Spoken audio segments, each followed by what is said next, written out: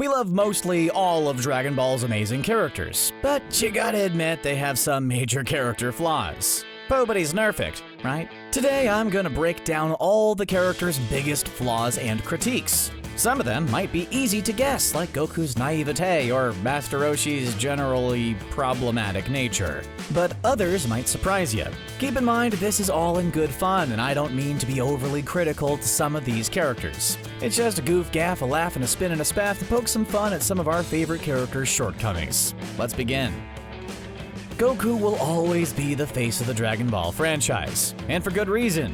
Just take a look at that strong jawline and that million zenny smile. The whole world revolves around Goku and his insane adventures, and as much as we love rooting for this lovable golden retriever man, it isn't that hard to figure out Goku's biggest flaw. It's his general naivete.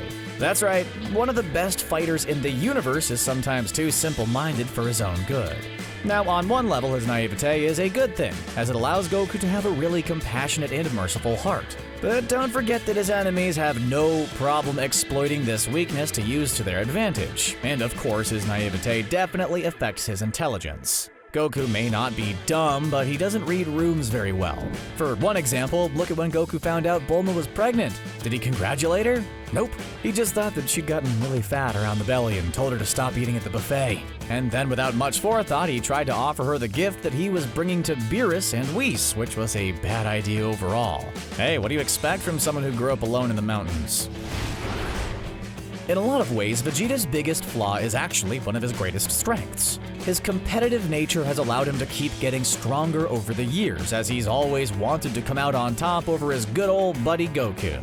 This has led to both Vegeta and Goku surpassing all their limits when it comes to strength, but there is a downside to being too competitive. Sometimes that drive to win and beat others acts as an all-consuming darkness that overshadows everything else. The worst example of Vegeta's competitiveness gone awry came from when he let Babidi control his mind so that Vegeta would have enough strength to beat Goku, and that left a lot of people hurt, or worse. Babidi was able to take control of Vegeta because even though he was leaning toward the path of a hero, there was still that teeny tiny bit of darkness wanting to be the strongest fighter, and that speck of evil was exploited and amplified.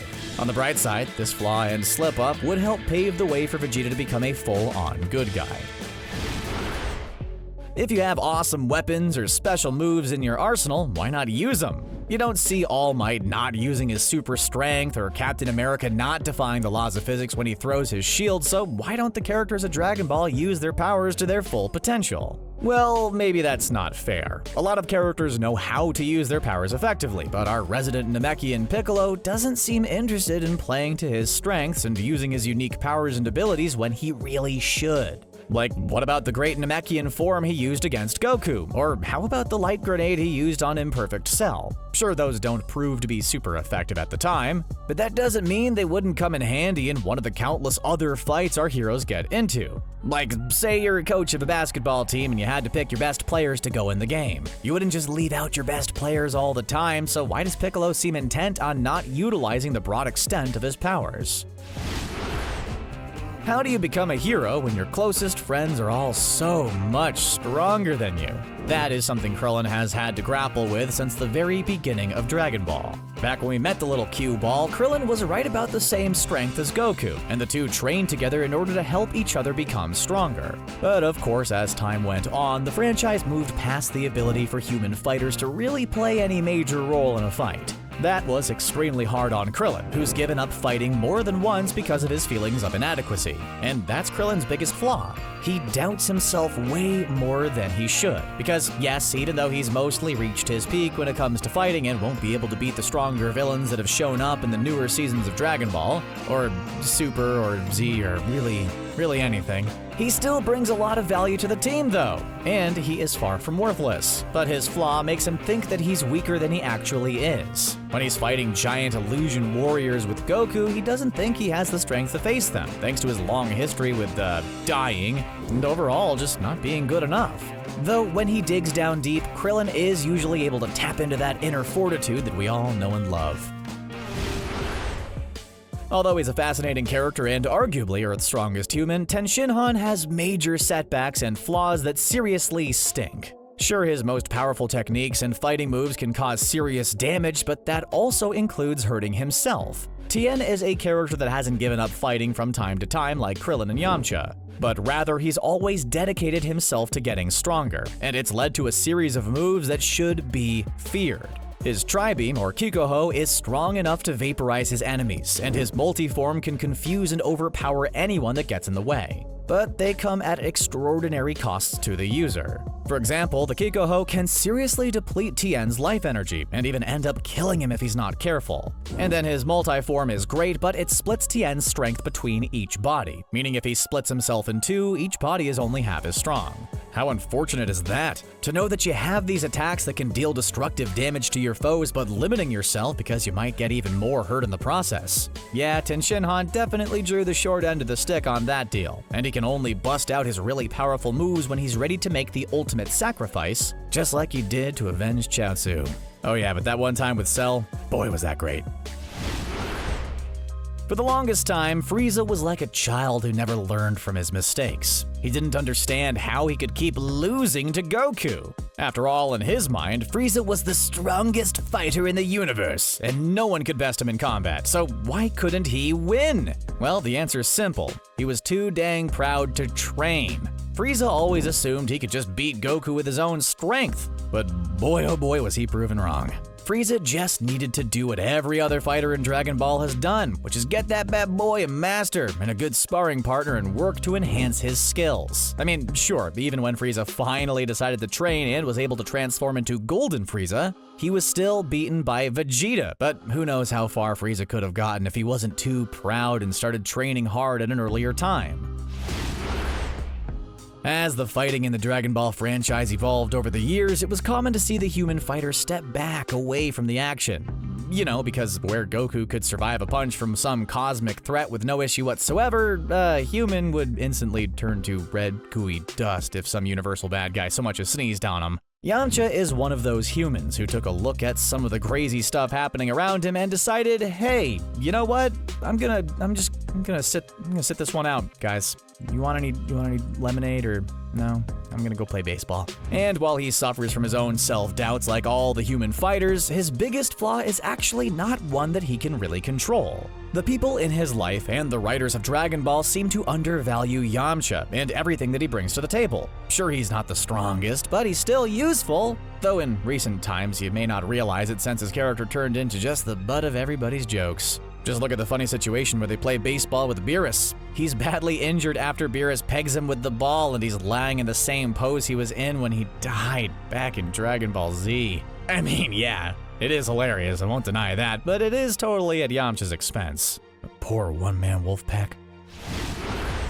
You know how they say greed is good? Well, don't listen to him. Greed isn't good, especially in the Dragon Ball franchise. Android 18 is an awesome character and an incredibly powerful fighter. Unfortunately, her true strength has never really been tested thanks to her general greediness. Yeah, she's generally indifferent about most things, but she only tends to get involved in fights and causes when there's money involved. It's why she jumped at the chance to fight in tournaments with prize money, but chose to sit out in the fight against Frieza. If there's nothing in it for her, then there's no point in her doing it. You can bet she probably says no to all those people outside grocery stores who ask her to sign petitions to save the whales. I mean, in her defense, her brother is actually saving the whales with his fists and superpowered feet, but you know what I mean. Could you imagine how strong she could be if she had Goku or another fighter's training mentality? If she chose to push herself in order to become stronger, then who knows just how powerful she could really become.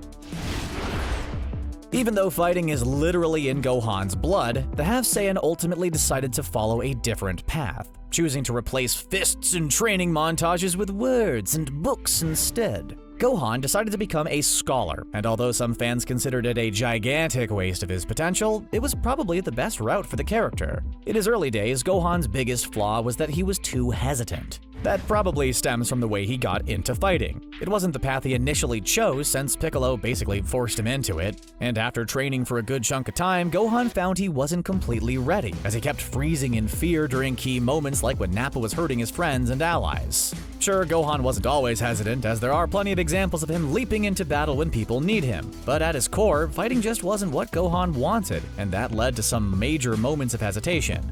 I mean, in the Saiyan Saga, he was 5 years old, but it's Dragon Ball Z, baby. You better learn to dodge.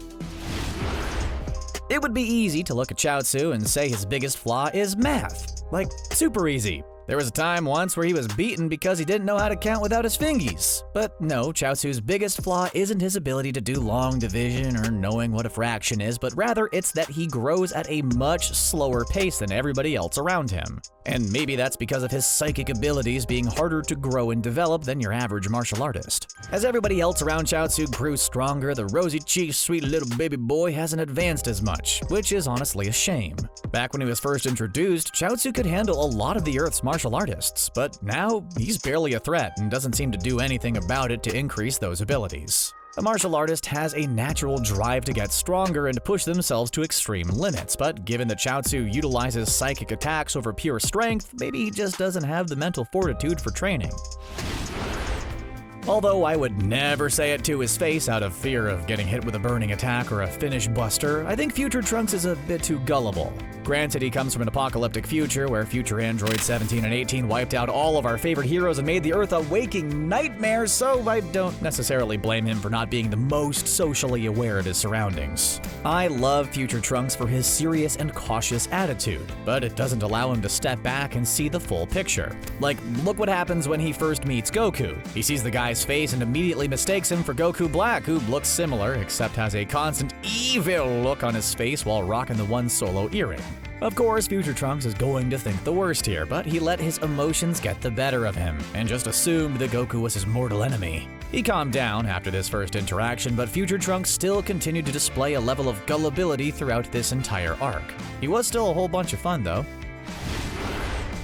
Bulma has evolved a lot over the course of the Dragon Ball franchise, and being how she's one of the show's OG characters, I'll always have a special place in my heart for her. And it seems she'll also have a special place in her heart for a lot of other guys as well. Nah, I'm not saying she's like this anymore, but in the early days, the writers of the manga and the anime really had a problem with making Bulma an actual interesting character, rather than just a female in a shonen anime. I mean, her goal for the Dragon Balls was to get a cute boyfriend, for heaven's sake. This caused her to have the really annoying tendency to fall in love with just about every single guy she saw. Go back to the very beginning of the series, back to episode 4 of Dragon Ball when Oolong, you know, the shape-shifting little piggy guy, transforms into a handsome gentleman, and Bulma immediately falls head over heels for the guy. Her eyes turn to hearts and she presents herself in a way to prove that she's all woman. If you catch my drift, the original Dragon Ball, it's problematic at times. She also wasn't afraid to tell this strange man who she just met to kidnap her and take her away to some far-off place. Yeah, as far as flaws go, this is a pretty big one. Majin Buu is one of the most recognizable villains from the Dragon Ball series. I think if you show a picture of him to anybody who's never seen the show, they'll at least have some awareness of where this cotton candy-colored gumball comes from. But if you go further than that and try to explain all of Buu's different forms and transformations, then you'll find your audience getting a little bit lost. And probably uncomfortable. It's okay, I still have flashcards that tell me the difference between Fat Buu and Good Buu. I'm not weird for accosting people at the subway station. They're the ones that are weird. But overall, Buu was an extremely powerful character that caused our heroes a lot of headaches and heartbreaks over his long history. But there's one flaw that needs to be pointed out. His intelligence is all over the map. And sure, that makes sense since he's splitting into different forms, but some of his transformations just don't have a lot of lights on in the attic, if you know what I mean. Like, remember the hilarious scene when Mr. Satan tries to confront Buu with a variety of different attacks designed to end Buu's life? Yeah, they don't work, and Buu just accepts the facts that things like video games explode in his hand and that he'll act like a plank of wood for a picture if his new friend asks. Yeah, Buu could be scary, but not too bright. Okay, here's the thing about flaws. With enough time and self-reflection, you'll find most of these characters have grown away from a lot of these flaws in order to become better characters and people. Well, almost everyone. Sometimes characters in the Dragon Ball franchise only get worse with more time.